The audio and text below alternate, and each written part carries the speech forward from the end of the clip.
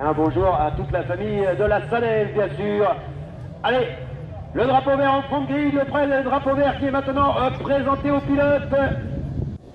5 tours là aussi dans cette catégorie pour cette troisième manche qualificative, la première série de cette catégorie.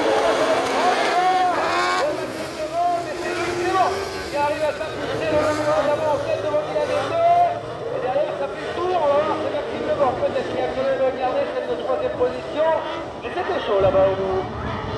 Et oui, attention, là, on a vu Dominique Ledoin qui a fait les grands extérieurs pour aller chercher le top 3. Malheureusement, ça n'a pas été payant puisque c'est Loïc Clément. Là, je vois la pancarte jaune fluo qui passe là au-dessus du talus. C'est Clément devant Dylan Evenot et Maxime Ledoin pour l'instant pour le top 3. Allez, la première ligne a changé après ces premiers virages de cette série. Derrière la quatrième position, on a Teddy Jourdain et Dominique Ledoin à la cinquième place avec le châssis Ross-Cross.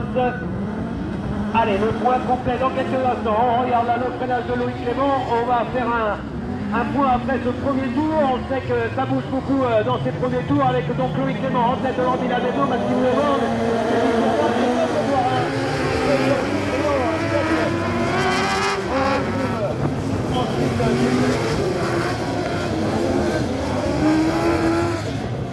Voilà, je cherche un créneau Guillaume Brochard avec le châssis Malcolm.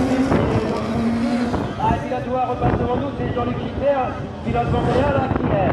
Eh bien, lui, a dû subir les stigmates d'un premier tour, vous comptez, puisqu'on le revoit passer bien loin. Et oui, Jean-Luc Gilbert, qui est habitué depuis le début de saison, a vraiment notre puissant que là pour notre ami Jean-Luc Gilbert est là pour l'instant qui pointe bien à la dernière position et devant la délégation propulsion là, qui a ça y est pris quelques mètres sur Maxime Levargne et Teddy Jourdain. Pour l'instant, Loïc Clément, lui le pilote breton, le pilote qui fait partie de l'organisation ici de Montauban-Bretagne est en tête devant Dylan Evenot, autre pilote breton. Maxime Levargne est à 3e position, à 9e position. Et bien, le Teddy Jourdain avec ce petit camarade, ça c'est brillant.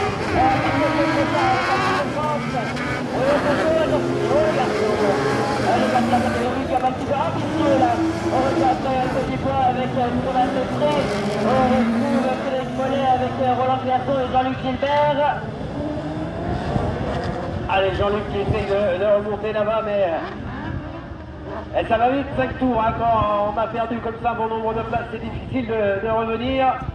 Et devant toujours Loïc Clément impérial, hein, devant Dylan Evenot. Le pilote local pour l'instant mène la danse une nouvelle fois de cette troisième manche qualificative. Et de l'Est, eh bien, aucune chance, hein, c'est un concurrent de venir l'inquiéter. Dylan Evenot à la deuxième position, pour son champ. Toujours Maxime Lebord devant Teddy Jourdain et comme le voir pour la cinquième place. Voilà, et le contact avec Guillaume Brochard et Joachim Bréau.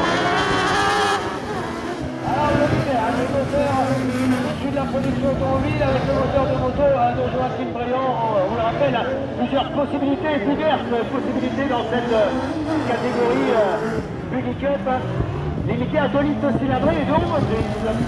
Et voilà, attention à de France, c'est là qui est parti un petit peu à la faute à un dernier virage, qui s'est retrouvé bien dans l'eau. 10 derniers virages, sac d'eau et plus 15 pour l'instant, toujours sans problème, Loïc Clément qui résiste face aux attaques de Dylan Evenot, pour l'instant ça proche à % de breton. Ah, il revient un petit peu au contact là, Dylan Evenot de Loïc Clément, il va rester un tour. On va voir s'il est capable de lui mettre un petit peu la pression. Allez, le point de relance là de Loïc Clément.